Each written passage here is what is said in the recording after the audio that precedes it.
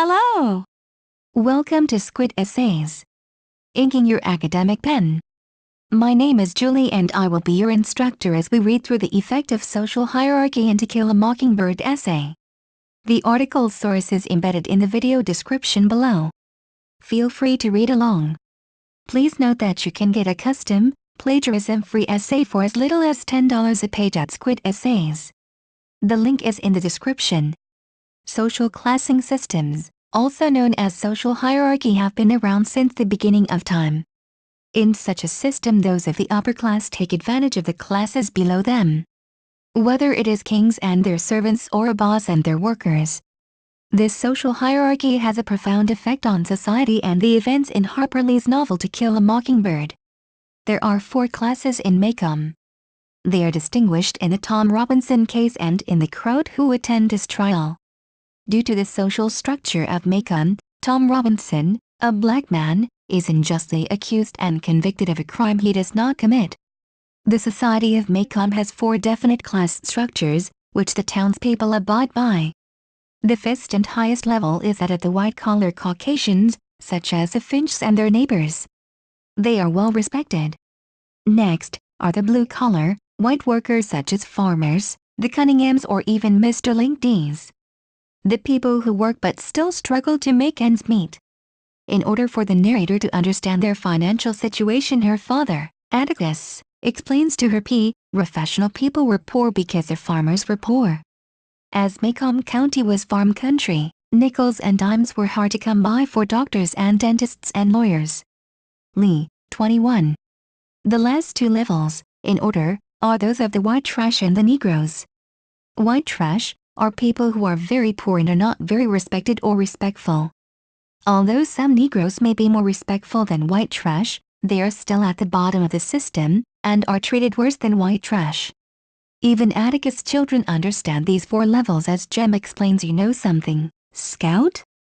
I've got it all figured out. Now there's 4 kinds of folks in the world. There's the ordinary kind like us and the neighbors, there's the kind like the Cunninghams out in the woods, the kind like the Yules down at the dump, and the Negroes. Lee, 226.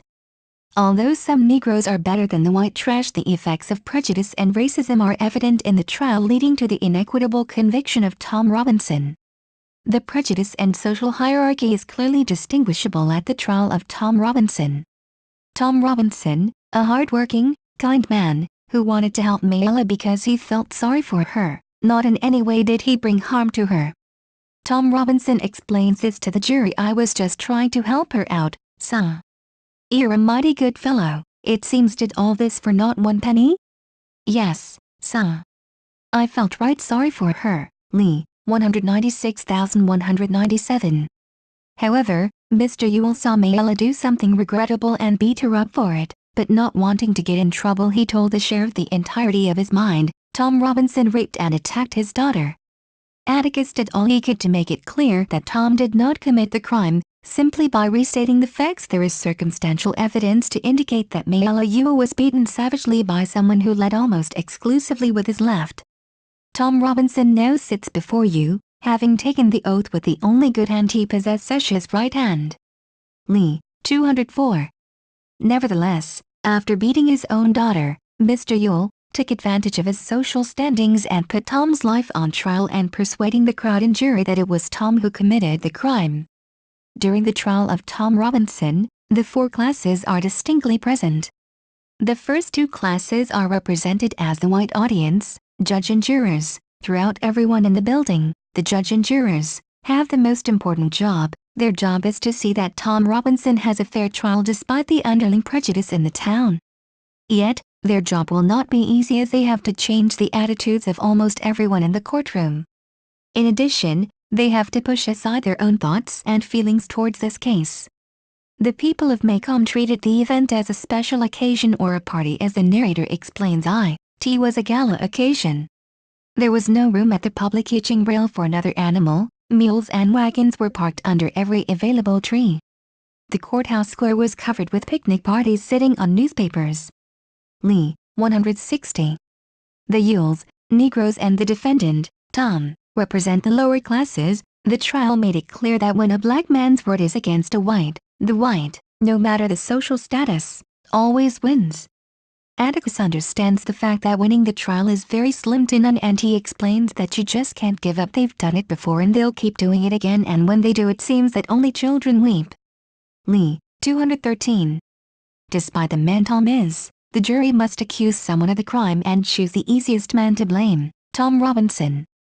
The underlying prejudice and social hierarchy of Macomb County sentenced Tom to life in prison, where he was shot and killed, for a crime he never committed.